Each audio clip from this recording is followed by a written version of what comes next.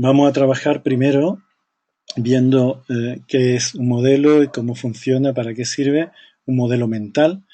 Esto es una imagen que encontré hace tiempo por un sitio, yo no sé si por Facebook o por algún lado, y decía algo bastante curioso. Dice: la mente es como un paracaídas, solo funciona si se abre, ¿sí? Haciendo alusión de que cuando nuestro pensamiento, nuestro modelo del mundo es un modelo cerrado, es un modelo estrecho, un modelo pequeño, pues la verdad es que no funciona como debería, porque hay muchos aspectos de la realidad que quedarían fuera de él.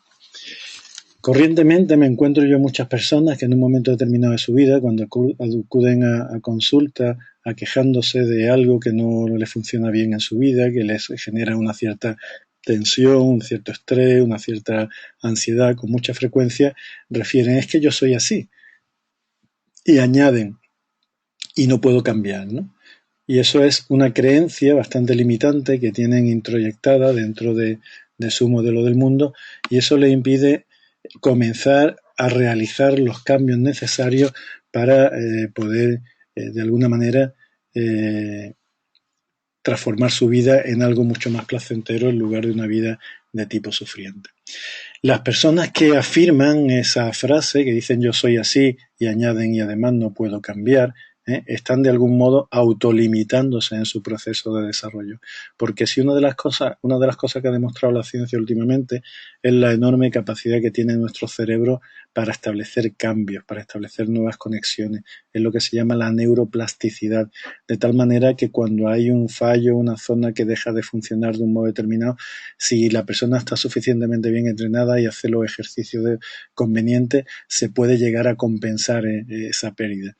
De tal manera que no existe un límite para el aprendizaje del ser humano. Podemos ir aprendiendo, podemos ir cambiando, podemos ir mejorando en cada momento de nuestras vidas y empezar a cuestionar, empezar a poner entre paréntesis esa afirmación de yo soy así, es bastante conveniente para todas aquellas personas que quieran seguir creciendo y desarrollándose. Mirad, nuestra mente realiza este tipo de procesamiento, este tipo de manejo de la información. Nosotros recibimos estímulos que proceden unas veces del mundo exterior, aquellos que recibimos a través de los sentidos convencionales, de la vista, el olfato, el oído, el tacto, el gusto, y también recibimos estímulos del mundo interior, estímulos que llegan a nuestro cerebro a partir de una serie de receptores de información, como por ejemplo receptores del tono muscular, receptores de la presión cardíaca, receptores del nivel de azúcar en sangre, etcétera, etcétera. Hay una serie de receptores viscerales, de tal manera que junto a los estímulos del mundo exterior por un lado, con los estímulos del mundo interior por otro, llegan al sistema nervioso, llegan al cerebro y se realiza un mecanismo, un procedimiento que es el procesamiento de la información. De tal manera que en función del procesamiento de la información damos una respuesta determinada. Esa respuesta tiene la característica de que influye en el procesamiento e influye también en el estímulo. De tal manera que el estímulo que nosotros captamos no es una cosa neutra, sino que viene de alguna manera sesgada por el tipo de procesamiento y por el tipo de respuesta que hemos realizado. Por ejemplo, imaginaros que recibimos una mala noticia, el estímulo, procesamos la información de un modo determinado y generamos una respuesta de tristeza, por ejemplo. Esa tristeza, esa respuesta, va a teñir, va a matizar los estímulos posteriores, de tal manera que ni atendemos a los mismos estímulos que atenderíamos si estamos alegres, ni procesamos del mismo modo que procesaríamos si estamos alegres. Y entonces todo nos parece como teñido de negatividad, teñido de oscuridad, teñido de un aspecto depresivo, digamos así. Por el contrario, imaginad un estímulo que una vez procesado genera una respuesta de alegría, de felicidad, de tranquilidad, de placer. Esa respuesta también va a matizar el procesamiento y también va a matizar el estímulo, de tal modo que captamos la realidad de un modo diferente, procesamos la información de un modo diferente y generamos respuestas diferentes. La mayoría de las personas piensa que el tipo de respuesta, la calidad de respuesta que nosotros realizamos, de respuestas de tipo emocionales o respuestas de tipo motores, se deben básicamente al tipo de estímulos que recibimos. Y eso no es exacto. Mirad el esquema de abajo, como el mismo estímulo, un mismo estímulo, dependiendo del tipo de procesamiento, P1, P2 o P3, es capaz de generar 3 tipos de respuestas diferentes. Respuesta 1, respuesta 2 y respuesta 3. Por lo tanto, lo que ha variado ahí no ha sido el estímulo es el mismo. Lo que ha cambiado para dar respuestas diferentes ha sido el procesamiento. Ejemplo, hay un fallecimiento de una persona, estamos en el cementerio y ya encontraremos gente que se encuentran realmente apenadas, gente que van allí por cumplir ni fu ni fa, y gente que, hombre, no voy a decir que se alegren, pero como que se han quitado un peso de encima. El estímulo sería el mismo, es decir, una pérdida, un fallecimiento de una persona. Los procesamientos son distintos y esos procesamientos distintos son los que hacen que las respuestas emocionales sean diferentes. De tal manera que si entendemos estos esquemas, ante la pregunta ¿por qué un mismo acontecimiento produce respuestas diferentes? La clave está en dependiendo del modo en el que procesamos la información.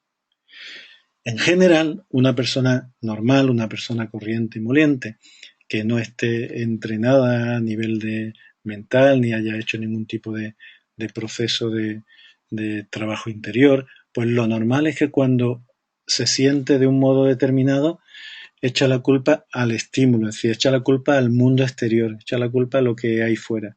Yo me encuentro triste porque mi jefe tal, mi hermano cual, mi pareja tal o el que sea, ¿no?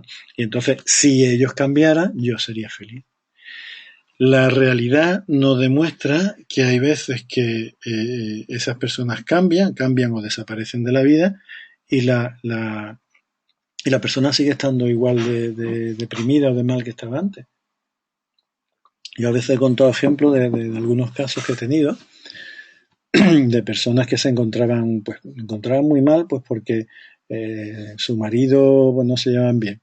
En un momento determinado la pareja se separa y entonces me encuentro mal porque estoy separado. Y entonces en un momento dado pues vuelvo a tener una nueva pareja, pero ahora me encuentro mal porque es difícil construir una nueva relación con una persona ya a cierta edad.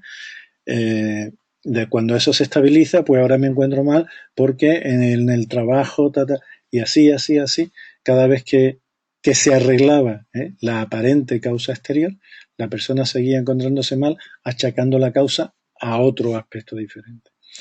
Hasta que esa persona no sea capaz de entender que independientemente de los estímulos que aparezcan en nuestra vida, el modo en el que nosotros procesamos la información es determinante para obtener un estado emocional u otro, hasta que eso no lo entienda y no trabaje en consecuencia con ese planteamiento, difícilmente se va a encontrar bien. De este tipo de cosas, del modo en el que procesamos la información y del modo en el que generamos respuestas determinadas ante un estímulo, el que sea, de eso trata el conocimiento de los modelos mentales. Un modelo es un marco de referencia interno, un modelo mental es un marco de referencia en el que, gracias a él, somos capaces de entender un acontecimiento, es decir, le damos sentido, somos capaces de generar una respuesta, como vimos antes, a través del procesamiento de la información, generamos una respuesta, y somos capaces también de crear una cierta predicción hacia el futuro acerca de qué es lo que puede suceder, qué es lo que puede pasar, si eso es conveniente o no, etc. Así que un modelo mental es una especie de mapa, una especie de marco de referencia en el que nosotros procesamos la información, procesamos el modo en el que recibimos los distintos estímulos del mundo para entenderlos, para generar respuestas y para crear comprensiones que me permitan predecir hacia el futuro. Eso es un modelo mental, como una especie de mapa interior gracias al cual nosotros somos capaces de interpretar el territorio, lo mismo que en un mapa de papel, el mapa nos permite transitar por un territorio poco conocido a condición de que el mapa esté bien hecho, De la misma manera, un modelo mental es como una especie de mapa interior que me permite transitar por la vida y poder transitar de una manera apropiada si el mapa, es decir, el modelo mental es correcto, y puede que me pierda de la misma manera que si un mapa de papel está mal dibujado, pues yo me puedo perder en un territorio extraño. Pues si mi modelo mental no es un modelo operativo, no es un modelo funcional, yo me puedo perder en el mundo, en ese laberinto que es la vida, porque el modo de interpretar la información que tengo dentro en mi mente, pues no es el adecuado para entender el mundo y para dar respuestas apropiadas. En este dibujo se nos muestra cómo un mismo fenómeno, el dibujo que hay en el suelo, pues es visto por dos personas diferentes que están situados en una perspectiva distinta y se ve como dos realidades diferentes. Si hiciéramos la pregunta de quién lleva razón, los dos llevan razón. Pero ¿cómo pueden llevar los dos razón si están diciendo cosas diferentes? Pues claro, es que cada uno lleva razón desde su propia perspectiva. Por tanto, muchas veces para tratar de entender qué es lo que nos está queriendo decir otra persona, necesitamos hacer el esfuerzo de empatizar, es decir, de colocarnos en su propia perspectiva de la realidad para entender por qué ha llegado a esa conclusión. Eso en ningún caso quiere decir que estemos de acuerdo con todo lo que nos digan. Podemos disentir, podemos estar en desacuerdo, pero es bastante conveniente entender cómo la otra persona ha llegado a expresar, ha llegado a la conclusión a la que ha llegado. Si simplemente estos dos personajes se cambiasen de lugar, tuviesen una experiencia acerca de lo que están viendo y volviesen de nuevo a su posición previa, seguro que se entendía. Pero el tratar de mantener cada uno su posición sin ese cambio de perspectiva, pues nos hace meternos en discusiones que es difícil llegar a un acuerdo, porque es que realmente desde fuera, desde una tercera perspectiva de observador, como estamos nosotros, desde esa tercera perspectiva, los dos tienen razón. Esto es un dibujo clásico que popularizó Viktor Frankl, el creador de la logoterapia. Se llama el cilindro de Frankl y es la proyección de un cilindro, la proyección geométrica sobre dos planos diferentes. Lo curioso es que el cilindro en el plano vertical se proyecta como un cuadrado y el mismo cilindro en el plano horizontal se proyecta como un círculo. Y de nuevo la pregunta, ¿quién tiene la razón? Imaginaos que el plano vertical es un modelo del mundo de una persona y que el plano horizontal es un modelo del mundo de otra persona.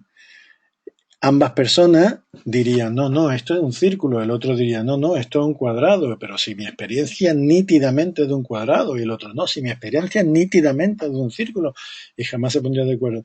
La realidad no es ni un círculo ni un cuadrado, es un cilindro, pero eso está en otro plano de realidad más multidimensional.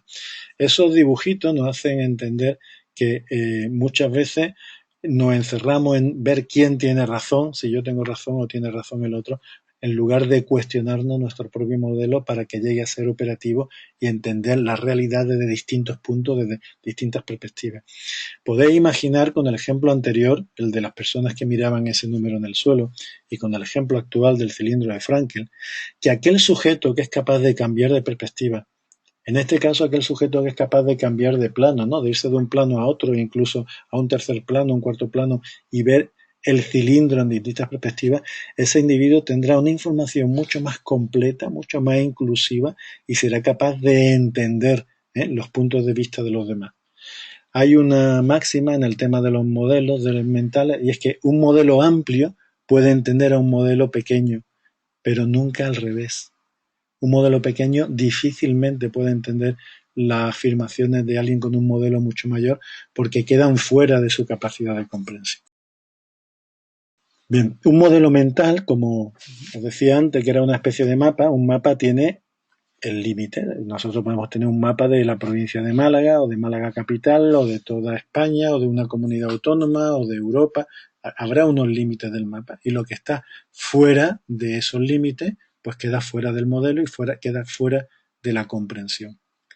La mayoría de las personas dentro de esos límites de nuestro modelo nos sentimos seguros porque es una zona conocida, es nuestra zona de seguridad.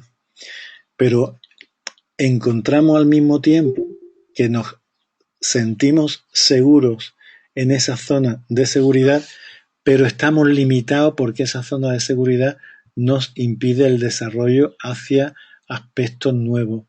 De tal modo que podríamos decir que cada uno de nosotros, metafóricamente hablando, vive encerrado dentro de la cárcel de su propio modelo del mundo. Y nuestras limitaciones, las limitaciones en general que cada uno de nosotros tenemos acerca de la vida, de las emociones, de cómo funcionar, de las relaciones humanas, ese tipo de limitaciones no están explícitamente señaladas en el mundo, sino que están dentro de nuestro propio modelo, dentro de nuestra propia comprensión, dentro de nuestro mapa de la realidad. Por lo tanto, si queremos hacer cambios, lo primero que tenemos que hacer es liberarnos de la rigidez del modelo, liberarnos de esas paredes del modelo, de esas paredes rígidas, ¿no? de nuestro modelo pequeño y abrirnos hacia una zona de creatividad, hacia una zona de exploración, hacia una zona de ver qué hay más allá de la frontera de nuestro modelo. El crecimiento como seres humanos se produce siempre yendo más allá de los límites de nuestro modelo. Pero el cerebro humano, la mente humana tiene la tendencia de sentirse a gusto confirmando lo que ya sabemos. De tal manera que solemos ser más amigos de aquellos que confirman nuestras creencias que de aquellos que las contradicen. Y sin embargo, lo curioso del caso es que nosotros vamos a avanzar más contradiciendo nuestras creencias que confirmándolas. ¿Por qué? Porque si la confirmamos es como permanecer dentro del límite de nuestro propio modelo. Mientras que si las cuestionamos y tratamos de buscar otras nuevas visiones del mundo, es cuando empezamos a explorar, empezamos a comprobar otras opciones, otras alternativas y podemos crecer. Cualquiera puede leer la historia de medicina cuando el señor Pasteur en la Academia de Medicina Francesa pues dijo que había unos seres microscópicos que eran microbios que producían enfermedades. Bueno, las carcajadas oían a varios pueblos de distancia. Él estaba loco perdido por decir eso, ¿no? Y ahora fijaos lo que es la cosa. Pues nosotros avanzamos en esa zona de creatividad de exploración y nos quedamos limitados dentro de esa aparente zona de seguridad. Es como buscar el confort dentro de una cárcel.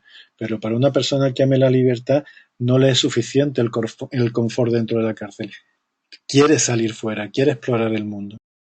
De manera resumida y a grandes rasgos, esta división es importante tenerla siempre en mente. Es una división muy sencilla y podemos decir que existen dos tipos de modelos en el mundo.